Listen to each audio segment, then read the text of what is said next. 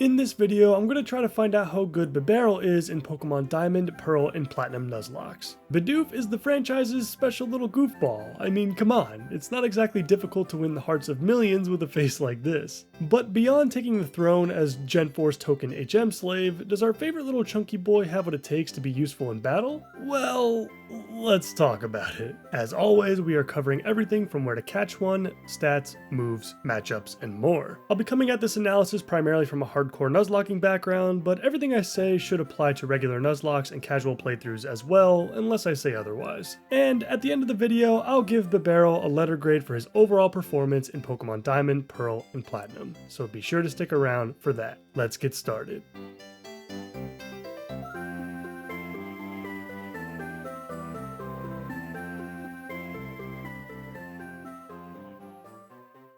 Starting off with Bidoof's location in-game, just like with all normal type rodents, you will encounter them early and often. Very, very often. What you're seeing on screen right now doesn't even include all of the additional locations in which Bidoof's evolution Bibarel appears in. So whether you're doing a Nuzlocke or a casual playthrough, if you want a Bidoof, don't worry, you'll get one. Now, while availability and catchability are worth taking into consideration when judging how useful a Pokemon can be for a playthrough, it doesn't help this line all that much. There's just a bit too much working against them for it to even matter. And unfortunately, that will be the trend for the majority of this analysis, despite Bidoof carrying what appears to be on paper the makings of a very solid early to mid-game Pokemon. So why does it fall short? Let's start with the typing. Bidoof claims the ever so average normal type, which is by all accounts the most middle of the road typing you could ask for. The immunity to Ghost is nice, but you won't encounter any moves of that type until Fantina.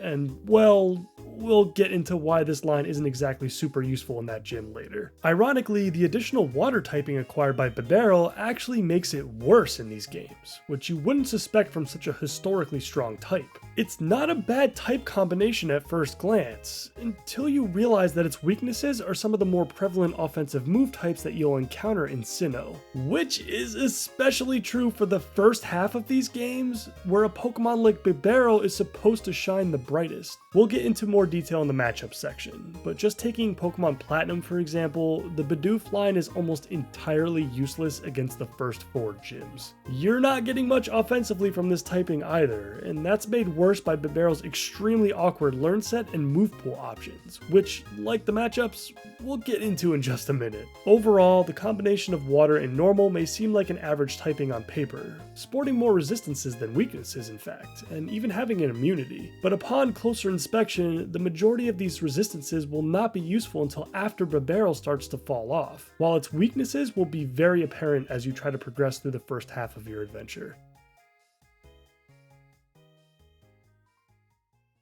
Continuing the theme of looking good on paper but not in practice, let's talk about the abilities and stats. For the abilities, we've got 2 options, and they're both really good, if you could use them on a different Pokemon.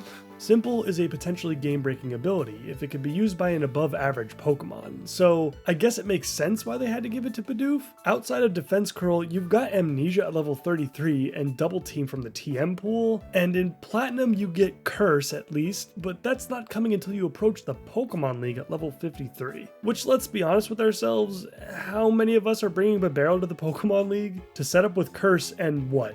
Waterfall? Meanwhile, in the early game, you could enjoy getting your attack dropped twice from all the growls and your defense dropped 2 to 4 times from all the leers, tail whips, and screeches. Not looking good. Moving on to Unaware, and while it is better of the 2 abilities for Bidoof in these games at least, it's still not going to see a lot of use. Stat changes aren't very common for random trainers and boss fights alike in the earlier portions of the game, and just like everything we've talked about so far, by the time it becomes useful, Bibarel will be much more difficult to keep on the team. Now time for the stats, and looking at what Bibarel has going on here, it's actually a very nice spread. It sacrifices a pretty good chunk of special attack to give it some additional bulk and firepower from the physical side. 71 speed is nothing to complain about, especially for an early to mid-game Pokemon, and a 410 base stat total in general is fantastic for a team member that you'll receive at level 15. The bulk will definitely serve you well in the early game. I'll definitely give Bibarel some points for that, but unfortunately, its best offensive stat is squandered due to an incredibly awkward learn set.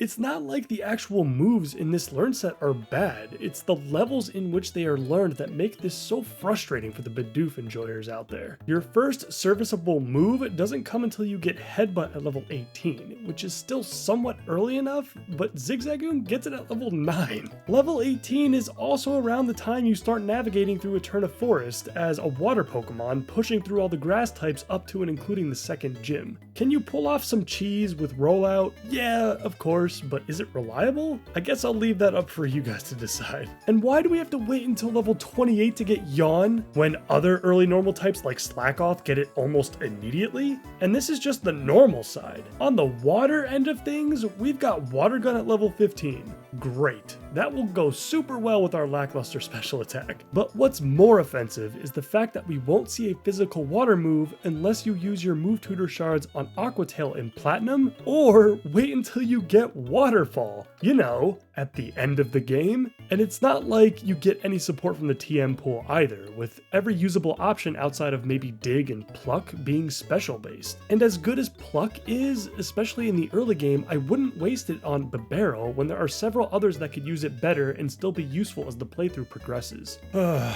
Alright, let's end with a positive note. The one thing about Bibarel's move pool that we all know and appreciate is of course its HM diversity. This thing can learn 6 HMs, and they're all of the most commonly required ones as well. Even if you didn't want to go through the trouble of evolving Bidoof, having a team member that can soak up both Cut and Rock Smash in the early game is very handy. Overall, Bibarel's move pool is very shallow, and even the good moves that are available either can't be utilized due to Bibarel's stat distribution, or they come at very inopportune stages of the game. It's time to talk about the matchups. How well does Bibarel deal with the Sinnoh region? Starting with the random trainer battles, there isn't too much to go over here, as Platinum does a really good job of diversifying its battles across the entire region. You won't find many routes where all of the Pokemon held by trainers are of the exact same type. With that being said, Bidoof and Bibarel will be just fine for the most part regarding this category. So if you wanted to keep them as your HM slaves, but maybe still level them up alongside your team, they could be used as a pivot or just an extra team member in the back that can step in to avoid a potential disaster that you weren't anticipating. But now we need to talk about the boss fights in these games, and while I will be using the Platinum fights in these examples, most of what I'm going to say should apply to Diamond and Pearl as well. Let's start with the good.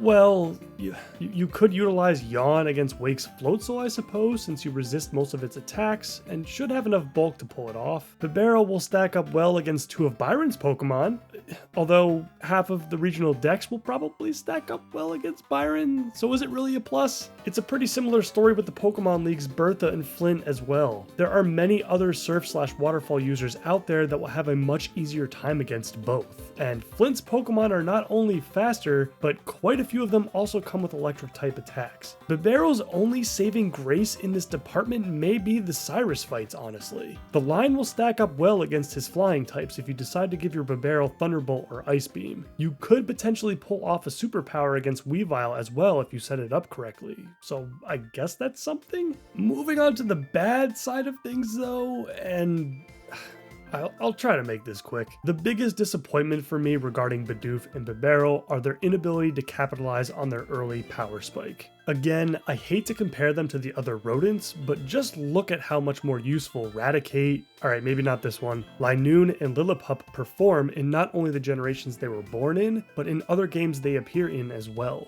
If you're not using level caps like I do for my playthroughs, then Bibarel will perform just fine against Rourke, so that's nice. But if you are playing with level caps, you will not get Bibarel in time for Rourke, rendering Bidoof pretty much completely useless for badge number 1. And it just continues to get worse from there. Mars and Jupiter are just meh. I mean, their aces are so fast and powerful at that stage in the game that your only strategy may be to just get off a growl or 2 before switching into somebody else. Gardenia's gym is a big fat hell no. And despite possessing the normal typing, all of Fantina's Pokemon have moves that can still hit Bibarel. And you won't be able to assist much on Miss Magius outside of baiting Magical Leaf out, so you could switch into something that resists that rather than eating a Shadow Ball instead. But that's about it. Then we get to Maylene and Veilstone, which doesn't need an explanation. And while Bidoof and Bibarel will perform well against your rival in the early game, they'll fall off pretty quickly with that series as well. As you get deeper into the game, Barry eventually picks up stuff like Heracross, close combat on his Staraptor. Infernape may be a fire type, but it'll be fast and strong enough at that point to just kill you, and you'll still have Roserade and Torterra to deal with depending on which starter you selected. With Candace, it's again similar to Fantina, where you could potentially use Bibarel to dance around Frostlass a little bit with that Shadow Ball, but is that really worth a slot on your team against one of the hardest gym leaders? And we'll just skip over Volkner. Not that you would necessarily be looking to use an early game Pokemon this late in the game, but still, it just feels like this line is always at a disadvantage in Sinnoh. They always feel like they're behind, or just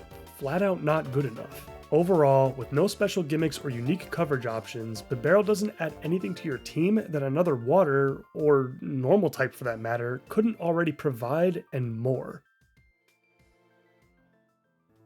If I had to give one word to sum up this line, it would be frustrating. I was really excited to analyze Bidoof and its capabilities because in most Pokemon games that I've played, the early normal type rodent is often underrated and overlooked, but often ends up having a lot more potential and upside than you might think. Unfortunately, it saddens me to say this, but it doesn't appear to be the case with our beaver friend. I'm going to have to give Bibarel a D for Pokemon Diamond, Pearl, and Platinum Nuzlocke. It's disappointing, but I guess they all can't be great. I just wish Bibarel could fill some sort of interesting niche at least, like the other early normal types do, even if it's not necessarily good. And that's the worst part. It isn't just that Bibarel is weak, it's that he's boring and weak. And with that, this video is now over. If you like these types of reviews, be sure to check out all the other ones I've done so far in the playlist here. And let me know which Pokemon you'd like to see me do in the comments below. In the meantime, as always, please like the video if you liked it, and subscribe for more content like this. That's it for me. I'll see you next time.